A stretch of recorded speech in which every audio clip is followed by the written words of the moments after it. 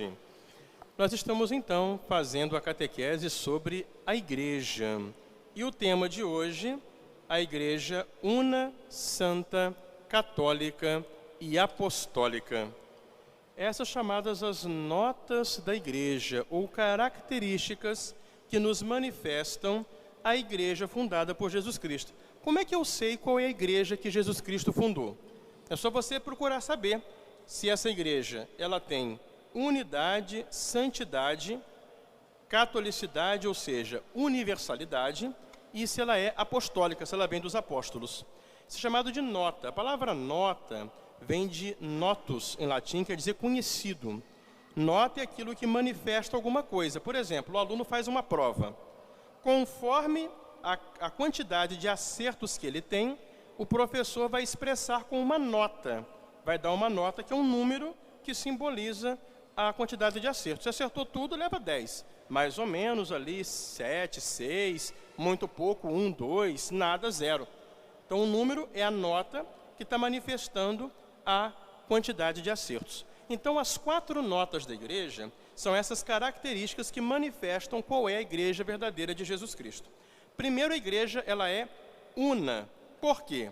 Ela tem um só Senhor, professa uma só fé, nasce de um só batismo, ela forma um só corpo, vivificado por um só Espírito, o Espírito Santo, em vista de uma única esperança, no termo da qual todas as divisões serão superadas. Então essa é a unidade da Igreja.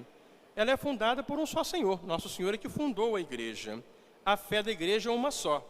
Nós, católicos, qualquer parte do mundo, todos rezamos o mesmo credo. É a mesma fé. E todos nascemos das águas do mesmo batismo. Nos diversos ritos da Igreja, o batismo sempre é a mesma coisa. É derramar a água e dizer as palavras que Jesus ensinou. E a Igreja, ela tem como sua vida o Espírito Santo que derrama a graça em todos os corações dos fiéis. E nós caminhamos todos para uma única esperança, para uma única meta, que vai ser o céu. Então essa é a unidade da Igreja. O fator externo que manifesta essa unidade da Igreja se chama o Santo Padre, o Papa. É o Papa quem, representando Cristo na terra, une a Igreja. Então qualquer igreja, para ser a única Igreja de Cristo, precisa estar unida ao Papa. Por exemplo, nós aqui, administração apostólica, somos uma igreja local. A Diocese de Campos, uma igreja local ou particular. Ela pertence à única Igreja Católica Universal, porque o nosso bispo está unido ao Papa. E nós estamos assim unidos também. E assim no mundo todo. Agora, se tem uma igreja que se diz cristã, pode colocar o nome que for, se não está unida ao Papa, está fora da única Igreja que Cristo fundou. É outra coisa, não é a de Cristo. Depois a Igreja é santa. Por quê? O autor da Igreja é o Deus Santíssimo. Então Deus é que fez a Igreja, não é obra nossa, é obra divina. Cristo, seu esposo, se entregou por ela para santificá-la. E Cristo dá o Espírito Santo que dá vida para a Igreja. Então é o Espírito Santo quem santifica, faz a Igreja ter essa vida divina. Embora reúna pecadores no seu seio, que somos todos nós, ela é santa porque ela possui a vida na graça de Deus. Nos santos é que brilha a santidade da Igreja. Você quer conhecer a Igreja Católica mesmo de verdade? Olha para os santos. Os santos são os católicos de verdade que realmente vivem a sua fé por completo. Eles é que fazem brilhar a Igreja que Cristo fundou. Ah, mas eu sei lá, na Igreja Católica tem muita gente que não serve. Claro, nós, por exemplo, somos todos pecadores. Mas você não vai olhar quem está errado, não.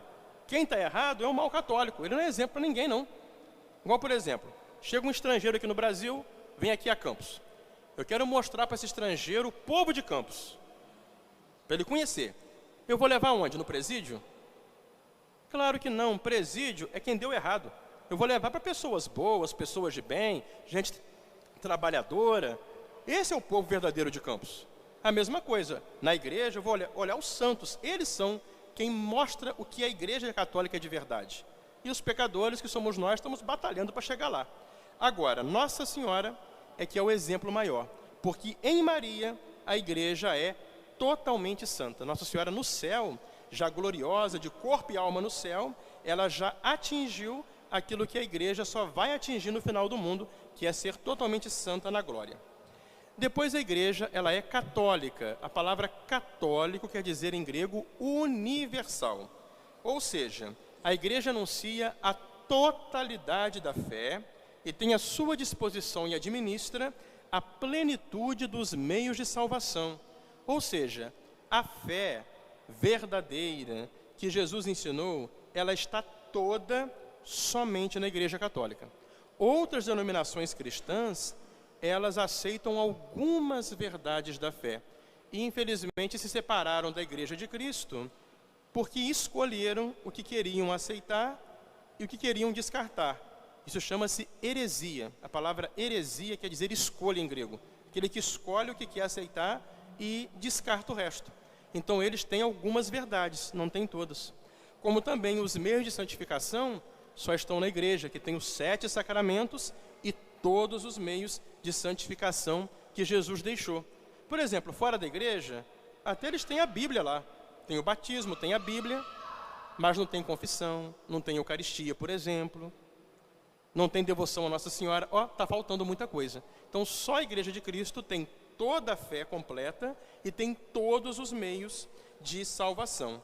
E ela é enviada para todos os povos. Se dirige a todos os homens. Ela abrange todos os tempos.